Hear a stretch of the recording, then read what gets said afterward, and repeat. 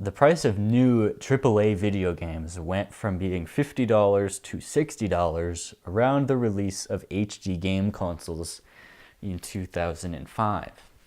AAA games are the blockbusters of the gaming industries. These are your Call of Duties, your Assassin's Creeds, your Mass Effects. Recently, Star Wars Battlefront 2 had horrible microtransactions. More credits available in 3 hours. We're sorry, you were enjoying arcade mode too much, so we have to stop giving you prizes. DICE's previous games, Battlefield 3, Battlefield 4, Battlefield 1, and Battlefront 1, all had so much DLC that they were able to sell season passes for the same price as the game itself. So for a large number of their sales, they got to sell the game twice at full price.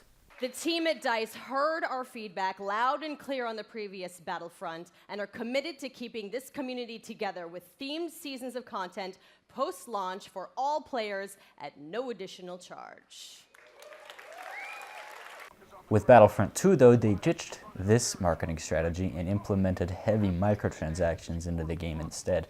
And it begs the question, when we see this, is $60 per copy enough to pay for these immensely expensive games? If you adjust for inflation, charging $60 15 years ago is equal to charging $77 today. But the market research says that $60 is the most anybody is going to pay for a video game.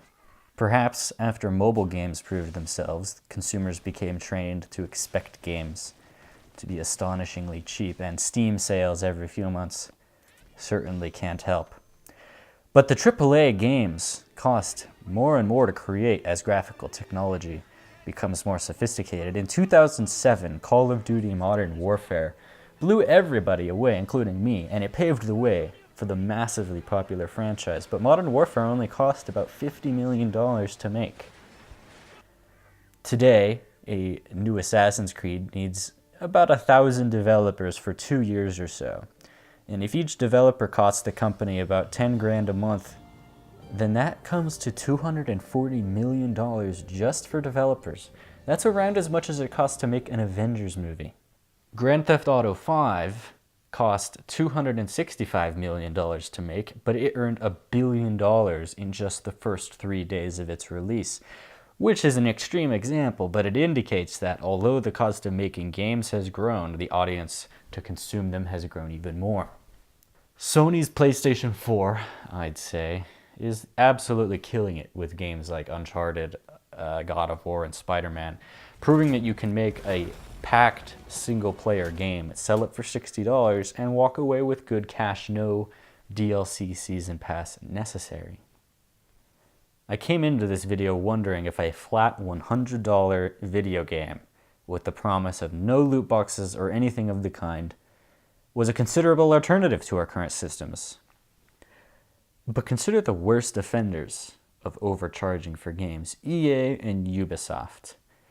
The games which feature these types of things are the games most guaranteed to be a success anyway. Assassin's Creed is gonna be a success. A Star Wars game is most definitely going to be a success. So if these motherfuckers went and made a game that costs customers $100, you bet they would still include this extra bullshit to make more money. And this isn't because they need that money to pay for development. I'd say these games often have marketing budgets of at least 50% the cost of development, probably more than 100%. Marketing in video games is huge.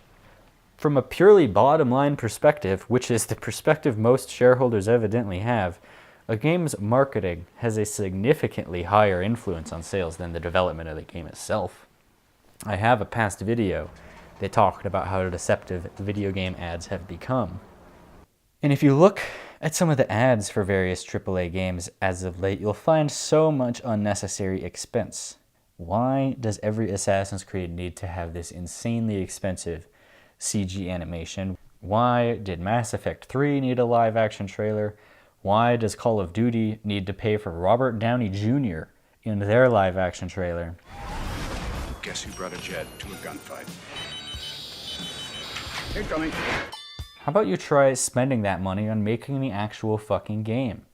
There is proof that it works. Some companies, though, are genuinely uncomfortable with that business model and prefer a games-as-service system instead. And that's fine. The best example of this right now by far is Fortnite, a hugely profitable game that is free to play. A close second, though, is Valve's trifecta of free-to-play games, Team Fortress 2, Dota 2, and Counter-Strike Global Offensive, all of which feature the same aesthetic market of purchasable skins and hats. I'm not saying that AAA games should be $100 or that AAA games should be free, but I'm definitely saying that they should either be $100 or be free. Right now, they are in this gross middle ground of needing to spend $60 just to unlock a pay-to-win experience on top of that. Realistically, though, the most likely thing to happen is a shift from games as product to games as service, on par with the shift of the music and video industry. That is to say, Spotify and Netflix equivalents of video games. This will be the paradigm shift that is needed to break this reprehensible pricing model. But, as I will talk about in the next video, it might not be a good thing for gaming overall. GG, guys. Oh, yeah, I promised.